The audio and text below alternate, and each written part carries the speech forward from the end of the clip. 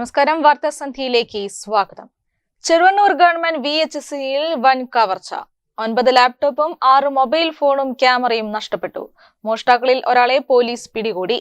2 പേർക്കുള്ള തിരച്ചിൽ ഊർജിതമാക്കി. Cheruvannur government vocational higher secondary സ്കൂളിലെ ഓഫീസ് കുത്തി തുറന്നാണ് മോഷണം നടന്നത്.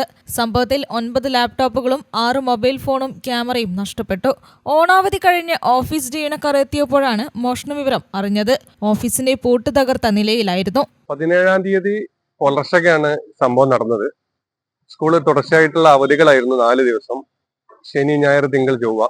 ബുധനാഴ്ച രാവിലെ സെക്യൂരിറ്റിയാണ് ഇതാദ്യമായിട്ട് ഈ വിവരം കാണുന്നത്. അവര് പ്രിൻസിപ്പൽ ചാർജുള്ള ആസിഫ് സാറെ വിവരം അറിയിക്കുകയും ആസിഫ് സാറ് ഇവിടുത്തെ ഓഫീസ് സ്റ്റാഫായ ലിജിഷേനെയും ചാർജുള്ള മുസ്തഫ സാറേയും അറിയിച്ച് ഇവിടെ വരാൻ വരികയും ചെയ്ത് മോഷണമാണെന്ന് തിരിച്ചറിഞ്ഞ പാടെ PTA അറിയിക്കുകയും PTA നേതൃത്വത്തിൽ സ്റ്റേഷനിൽ ചെന്ന് പരാതി നൽകുകയാണ് ഉണ്ടായത്.